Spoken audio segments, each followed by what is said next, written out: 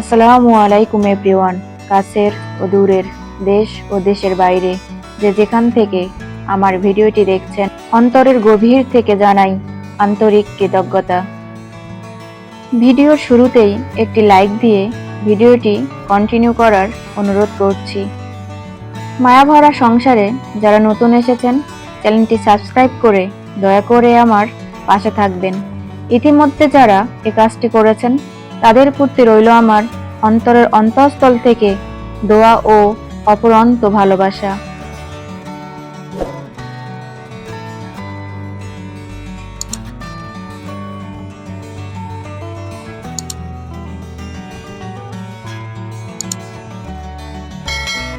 সজীব, মিঠু আর আমি দুইটা স্পেশাল শাক কাটতেছি আমরা। শাকগুলো দেখে নিশ্চয়ই বুঝতেই পেরেছেন কি শাক। এটি হলো নাপা শাক। নাপা শাক মূলত শীতের সময়ই পাওয়া যায়। এটি হলো বতুয়া শাক।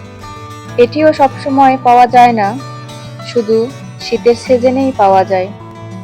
তো নাপা শাক, বতুয়া শাক দুটি আমার ভীষণ প্রিয়। খেতে অনেক ভালো, সুস্বাদু এবং পুষ্টিকর। এখানে বতুয়া শাকটা প্রায় পাওয়া যায়, কিন্তু নাপা শাকটা সেরকম পাওয়া যায় না। আজকে পেয়েছে, তো নিয়ে এসেছে সজীবের আব্বু। যেহেতু এই শাকগুলো ঢাকা শহরে সবসময় পাওয়া যায় না, আর দামও সেরকম রাখে।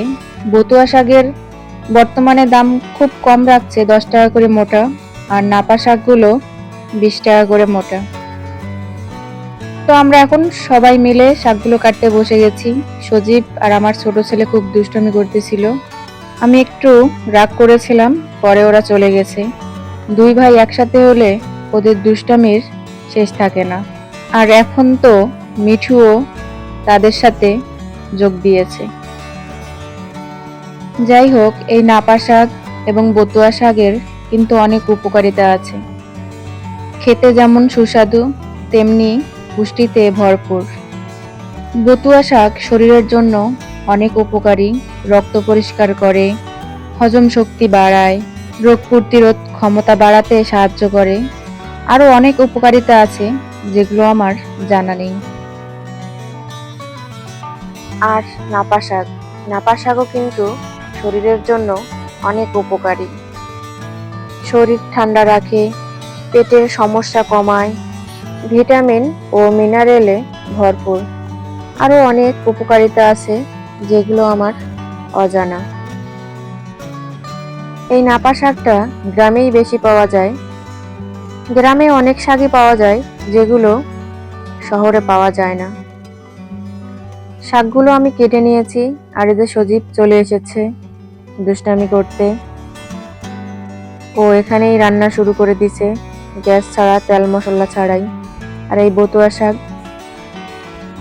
বতুয়া শাকগুলো আমি সুন্দর করে কেটে নিয়েছি। এই বতুয়া শাক যখন আমি ছোট ছিলাম, ক্ষেত থেকে অনেক উঠাইছিলাম। আলুর ক্ষেত, গমের ক্ষেত বা ভুট্টার ক্ষেত থেকে। আর এখন শহরে এসে কিনে খাইতে হইতেছে।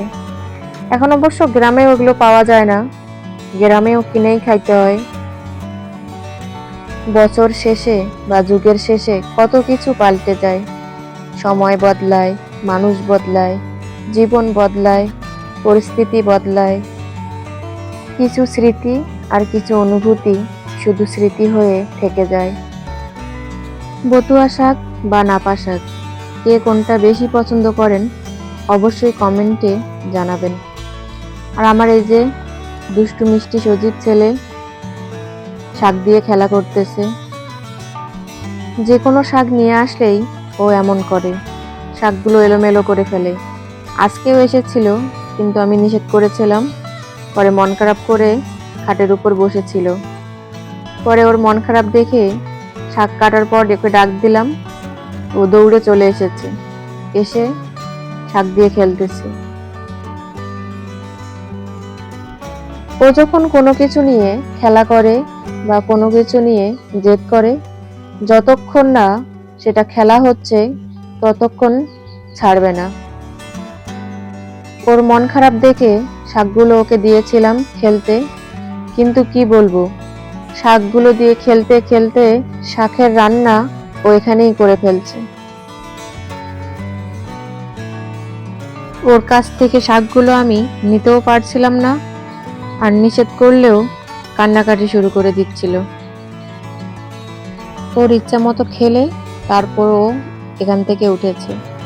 মাঝখানে টিভি ছেড়ে দিয়েছিলাম, কার্টুন দেখে হয়তো সে শাকগুলো রেখে উঠে যাবে, কিন্তু না, ও শাক দিয়েই খেলবে, টিভি দেখবে না।